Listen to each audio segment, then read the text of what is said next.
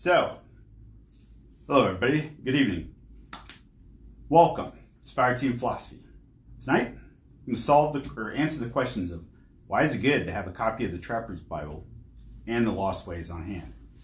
The dangers of becoming obsessed with photo editing and why it's affecting others. Axiology, why? And what can Aristotle teach us about the virtue and value of friendship? So, I urge you to stay tuned. We'll explore these answers to these questions and much more. And also, don't forget, while you're at it, pick up your copy of Foreververse, ding, and Angels in Solder City. Had to do it. To start things off, I really want to make it on a positive note because this is going to be a very positive show. And I'm going to do that with a quote from an old Persian poet named Rumi, and also telling you about something that a good friend of mine is doing to combat veteran suicide. He created something called the Spartan Pledge, and it's an oath veterans take among themselves, swearing not to take their own life and reach out to their battle buddy should they ever need to. Now, to me, the pledge is a backstop before rational thinking turns into irrational action. It reminds me that if I should ever get this way in life, to fall back on my oath. And this friend I speak of, he's been going around nationally discussing, bringing awareness to Spartan Pledge. And the pledge is also going to be in an upcoming movie called I Am That Man with Matt Marsden from Black Hawk Down. Now, on with the poetic side. So Rumi, he was like 5th or 6th century BC, 13th century as you were. This quote is really, it's got a lot of meaning to it once you think about it. It says, the dark thought, the shame, the malice, meet them at the door, laughing, and invite them in. Be grateful for whoever comes, because each has been sent as a guide from beyond. And to me, this says, greet your trials with gratitude, because they're often our best teachers in life. Do not run from them. Now, this may sound odd, but a little history is, back in Rumi's day, there were other poets. One such was Ferdowsi, and the other one was Omar Khayyam. Ferdowsi wrote the Shahnameh, and you can see the Shahnameh in the actual movie with Conan the Barbarian. That's the whole thing. He has to go through the steps, and he's got, he sees the witch and all these other crazy things. Omar Khayyam, he wrote the infamous Rubaiyat. Now, the interesting things about poets back in those days, they were really feared by kings because they could spread information that would ruin the king's reputation and have the people revolt, or they could make the king great among his people. A little food for thought. And while we're talking about artists, as you were, to get going with the whole happiness theme of today, Claude Monet. Claude Monet you can actually learn about, or a lot about, by studying the way he was a painter. So what Claude would do, he would often go to the river Giverny. So I can't make the G sound that the French make, so it looks like Giverny when you look at it. And he would paint these scenes while he was going down the river Giverny. He was floating, and he would paint life as it was happening. And he would use this technique to actually bring life to the paintings. Thus, this brought him life, and in turn, it still brings life to many other artists who study his work. When you find something that brings you to life, that is a treasure. But when you find that that something brings others to life, that's wealth. So, big topic number 1, happiness, right? What is it? Well, I think a lot of us get it wrong. I know I did. That's why I believe this is a good topic for tonight. Some never figure it out, while others simply figure it out too late in life. And to get on the same page, let's look at a boring definition from the Oxford English Dictionary. It says, happiness is a state of being happy. No shit. It's a feeling or showing pleasure and contentment. Well, it's simple, right? What do we look for to achieve this state? If happiness is indeed a state, then why is it that all too often being happy, or the state of such, evades us? This is because we incorrectly think it should be a constant emotion or a status. But since it is a state, logic can tell us that it cannot be constant forever. It is a state that is ever changing. It's evolving, if you will. As we age, we gain new experience. Our definition of happiness, or what constitutes that state, takes on new meaning as we discover what we thought once made us happy may now make us sick or miserable. What once made us feel amazing when we were with that special someone now makes us understand we were a prisoner to our uncontrolled fears and lusts. So it's ever changing, and it's something that you should avoid getting in the idea that I have to remain happy all the time. It only makes you sad, or it makes you miserable. So it's also deeply personal with each person. Yeah, that sounds right. What happiness is to one person is not necessarily happy to another. In economics, there's this report you can look up online. It's called the Global Happiness Index. It rates 156 countries by their happiness levels. The U.S. was kind of far down there. I think it's like Sweden, Norway. Sweden's usually at the top.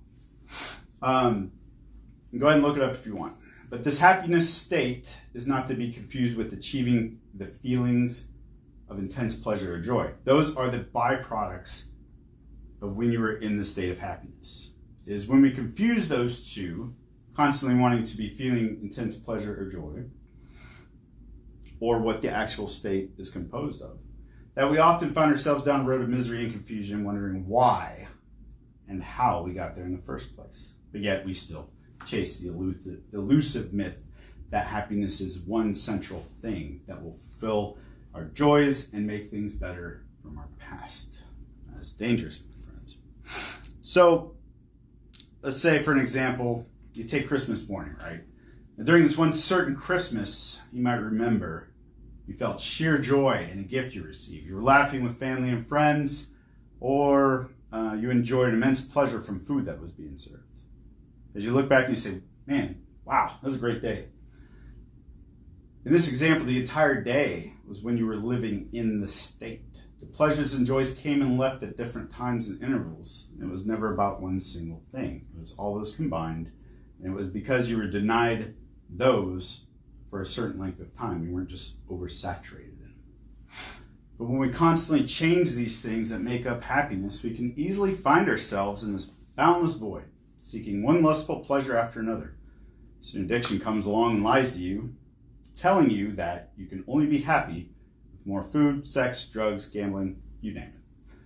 Or you get an emotional attachment to a vision of the future that you conjured up, but was only created with the help of deception. Be on your guard always, my family and friends. And this is why it's so crucial to understand our true value individually. You accept that and you own it. And as I discussed in the previous episode, once you know what you're worth, you always know the things and people and places that bring you to the most stable states of happiness. The next part, right? The dangers of extreme photo editing. As I mentioned yesterday, it's not about the Bambi filter or anything like that. I want to discuss this because it's relying on photo editing itself to gain friends' praise or even an endorphin rush from a like or a positive comment. The danger comes from a society imposed fixation, on how we must look perfect in front of a camera. Now, to be clear, adjusting the lighting, camera angle, and shutter speed, and little things like that are not what I'm referring to. Light is the single most important factor when taking a photo. So next time you Photoshop, just check the lighting. Okay, that would help you out a lot, or understand how lighting works with the camera. What are the real dangers of the whole phenomena we were seeing of doctored photos? And I mean, I seen it. There was a study done about it recently, and they were showing the original image and then the doctored image. And the doctored image, by looking at it, looked really good, but when you really analyzed it, it was such a distorted view of who the person was. And it was just this false representation of reality that's just not true.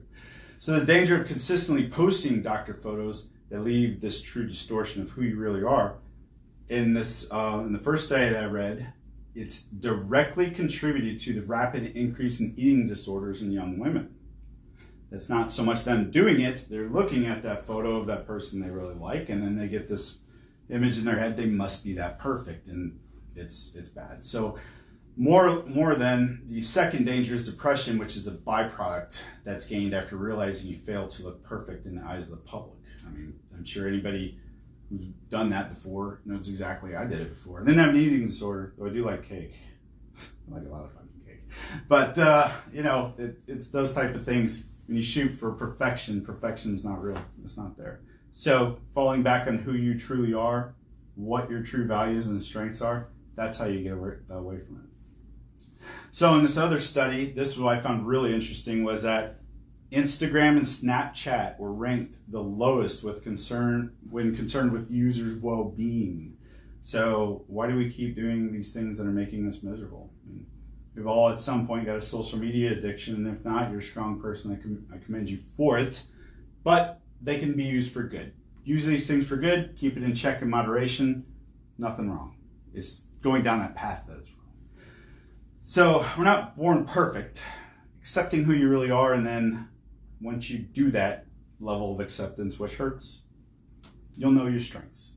And then you can work on those strengths and be something much greater than you thought possible. Something really cool happens when you start to do that. You begin to stop worrying so much about all the little trivial things you thought were so important. You begin to focus more on yourself and what you're good at, what you're strong at. And as all this is happening, this transformation among yourself, you begin to realize that the road you were on in life has people that are slowly leaving. And that's kind of the crappy parts. Creatures of habit, right? That's what we are. And eventually, when you're on your new road, other people naturally show up, and they're good for you, and they stay long term. It's the realism of, okay, I posted this photo, I think it's great, or I did this thing or whatever, and it's not getting as much attention as I thought it should. It doesn't mean you're any less of a person at all. That's the bullshit lie. So understand that you're a great and wonderful person, individual, without all this shit. It's seeing through the deceptive cloak. That's what you got to work on, and then once you do that, you'll understand what was deceiving you from your true nature and the true beauty of who you are. So you people are some beautiful sons of bitches, and I love you. You know, what's that Orbitz commercial? Where they smile and a little thing glitters off the ding. I need a little ding button for that shit. Okay, these people that I'm talking about, the huge influencers, hundreds of thousands of people who feed off this, right? Often than not, they'll mention how depressing and lonely their life is, and their life has become a projection of what they've created. And that's why I urge you to be aware of this danger. Well, we think they're living these great, happy lives, but they're faking it. They've mastered the art of how to project the fakeness. And they do that through all the means of social media.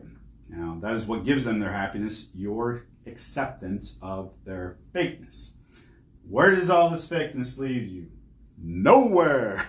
Where? Nowhere. That's right, Boondock Saints, baby.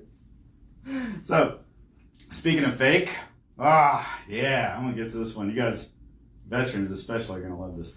So earlier this week, I was sent these photos and information about a gentleman, Eric Winstead, douchebag of the week, of the year.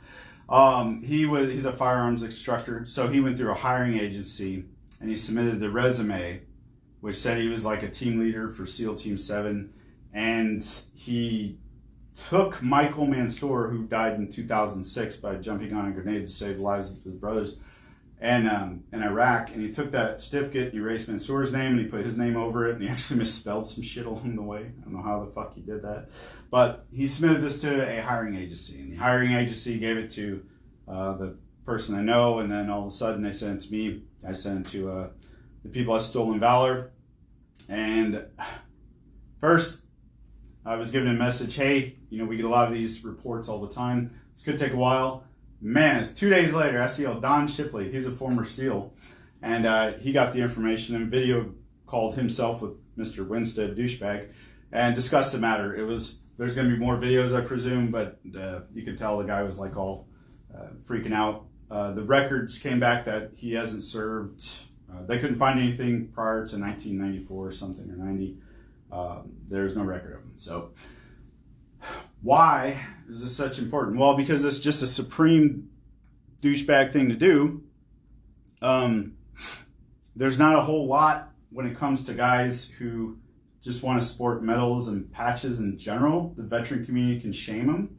But in 2005, Congress did pass a Stolen Valor Act, and in 2006, they passed further laws within the act that stated it's against the law to impersonate Navy SEAL, different people of that nature, and it's also against the law to fraudulently claim the Congressional Medal of Honor. Penalty carries a 1-year federal prison sentence. Just joining us is Fire Tea and Philosophy. I'm Anthony Farina, writer, philosopher, and former infantryman. Candles are pretty bitchin'. Survival is going to be really short because then I'm going to cut to the main topic for tonight's show. Okay, so survival, real quick. 2 things check out. First one's the Trapper's Bible. I always had a problem remembering how to build traps and little shit like that. If you get in survival, this thing covers everything: deadfall traps, snares, different types of animals, what the rules are. If you're alone, oh look, it's all different footprints and shit. So, Trapper's Bible, really good.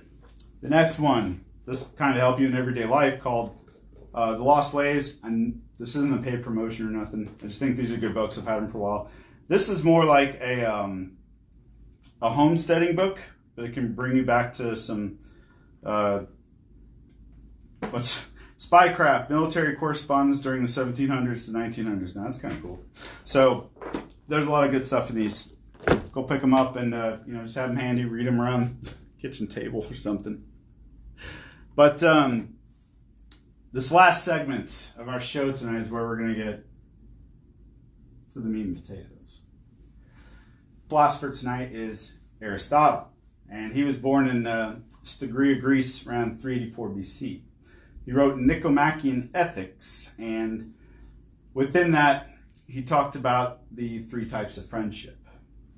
And we stand to gain something from each of these friendships. But more importantly, what I took away when I was reading about this is it's not just understanding the friendships themselves, it's placing the right people within those friendships, because sometimes we have somebody in this type of friendship when they should be over here. Makes life a lot better.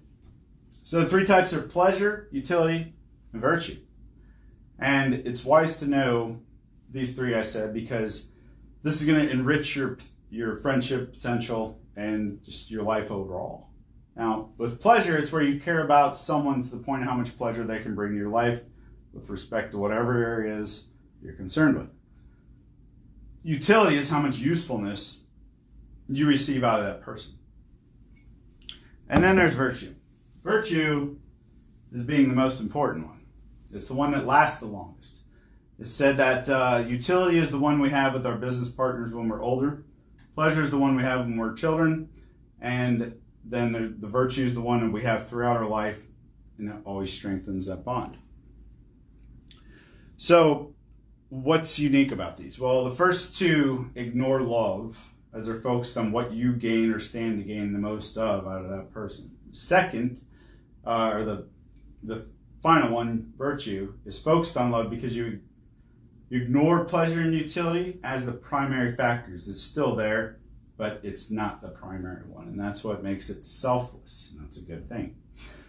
For each friendship to exist and for the virtuous ones to continue growing, you need mutual caring and respect, a level of intimacy that increases, yet it keeps it from growing out of control, and some kind of shared activity, the thing that bonds you 2 mentally and physically. So again, that's the mutual caring and respect for each other. That's not just in words, it's in your actions. The level of intimacy grows. And what do you have that makes you 2 special? Sing in the car, I don't know, go snowboarding, pick it. Pick whatever you like. So the lesson here that I would ask you guys is, if you feel as though a certain type of friendship is not working or is fading, then just look to the 3 types, because it's really simple. and find out if what you've been building with that person fits that type, right? And if one does not wish to be intimate, for example, they may better serve your overall well-being by understanding that is a friendship of utility. That's just one of many examples I could think of, but also if it's one that's of utility and should be one of virtue, that's where you could be missing out on something great. So align your friendships accordingly. Well, anyway, I've really enjoyed you guys joining me tonight. I know this is nowhere near the hour we usually have. So I am going to say on the next show, I will post it. It's either going to be next Thursday or the following one. But we're going to have an Area 51 special, baby. And we're going to talk about why Tupac, Biggie Smalls, and Avril Lavigne are held hostage at Area 51. And why, if you're going to be a dumbass and go try and rush the gate of that place, it's not a good idea to do to any government facility ever. Okay, all you guys go join that 1,000,000-man march on fucking Area 51 and go find Avril Lavigne. Lizard people are in there too. Who else is in there? That is what I have for tonight. I am Anthony Farina. Thank you so much for keeping me company here at Fire Team Philosophy. You have a good night, Facebook.